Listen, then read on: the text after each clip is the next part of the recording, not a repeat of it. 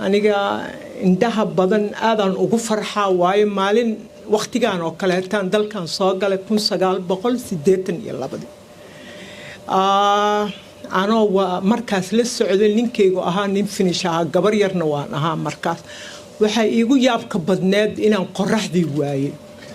su-aashii igu horreysay oon weydiiyey habeenkaas waa daalnaa Geneva ka nimaanay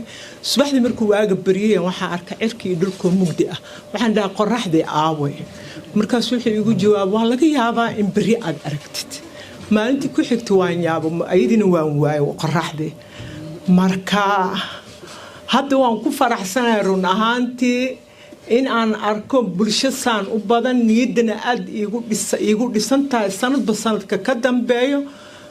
in aan soo saacidno aadan ugu faraxsanahay doctorkan waa ku soo dhaweynaa halkan waqti waxaan soo joogay jaamacadda Helsinki aan dhiganay gabar madow kaliya aan ka ahaa galaaskayga ay dadkii weydiinayeen halkee ka timid qaarna ay garanayeen Soomaaliya meesha ku taal maantana Soomaalida in la garanayo waa iyadana taariikhyo badan oo soo maray halkan aniga waxa iga soo horeeyay laba wiil run ahaan saddex aan dhaho Salaad Kobala degan iyo Dr. Umar oo Kayaani deganaa iyo Maxamed Ciidid oo deganaa Kopyo Salaad fiina hadda raadisan ugu jira maan arag 43 sanaan deganahay dalkan ismaan arag aniga asaga laakiin labada kale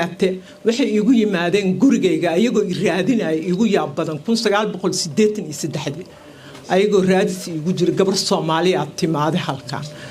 marka Soomaalida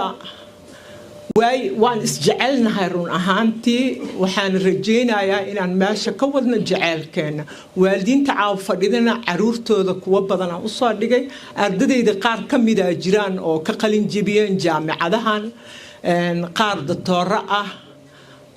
qaar ayagana ilmihii aniga aan u dhigay ilmahooda inaan maanta u dhigo aan ayeeye ahay oo caruurta idhahan ayeeydeena noo dhigto heerkaasan soo gaaro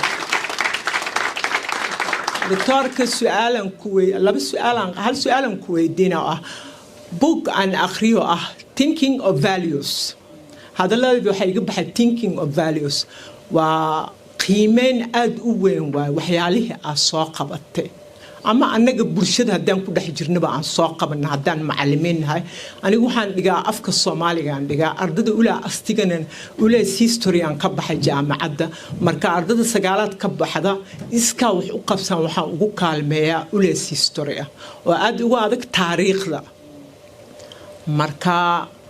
waxa aan ku weydiinayo waxay tahay ma dhici kartaa in aan contact helno way aniga hadda waxaan ku jiraa waxa la dhahay howlgabnimo